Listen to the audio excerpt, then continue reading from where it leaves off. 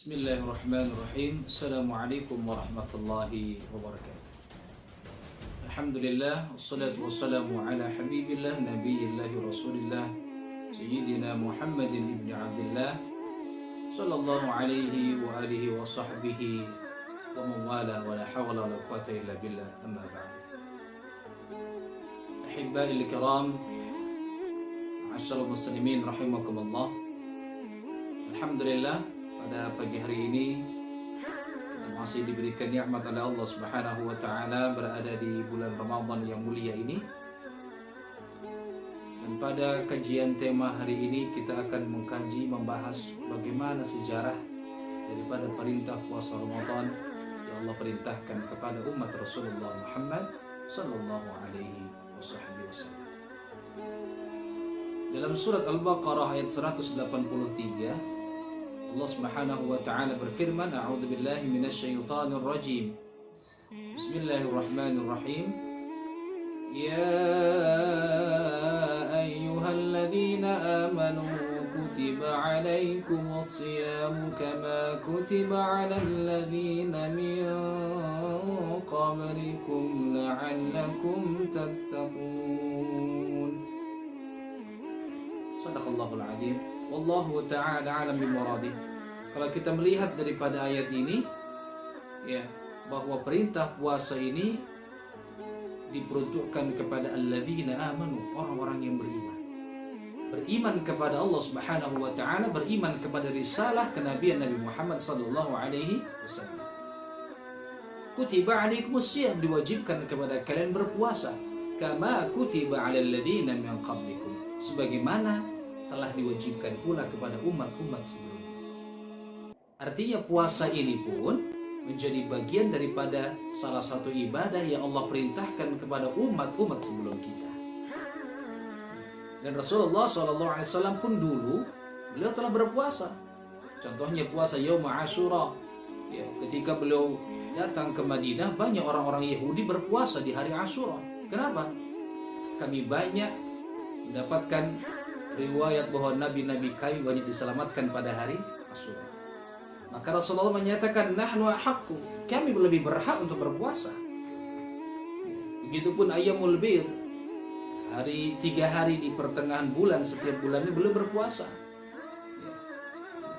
Maka pada saat itu setelah hijrah ke Madinah, ya, dalam beberapa riwayat salah satunya menyatakan tahun kedua hijrah, ya, di bulan Sya'ban Allah perintahkan kepada Rasulullah SAW untuk berpuasa.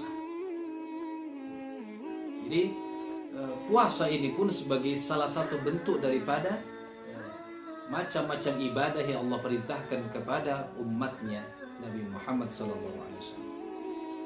Dan dikhususkan bahwa umat Rasulullah Muhammad SAW punya puasa yang lebih hebat daripada umat-umat sebelumnya, yaitu puasa Ramadan. Nah, nanti di dalam kajian yang selanjutnya kita akan bahas apa saja keutamaan daripada puasa di bulan Ramadan dan juga keutamaan bulan Ramadan itu sendiri. Sehingga kalau kita lihat dari sejarah diperintahkan puasa Ramadan adalah saat Rasulullah SAW hijrah, ya, ke Madinah, ya, Yathrib pada waktu itu sekarang menjadi Madinah Al-Munawwarah, ya, dan beliau menemukan banyak orang-orang Yahudi yang berpuasa, ya, sebagai rasa syukur, ya, kepada para nabi-nabi terdahulu, ya, yang telah diselamatkan oleh Allah Subhanahu wa taala dari musuh-musuh nabi-nabi tersebut. Ya.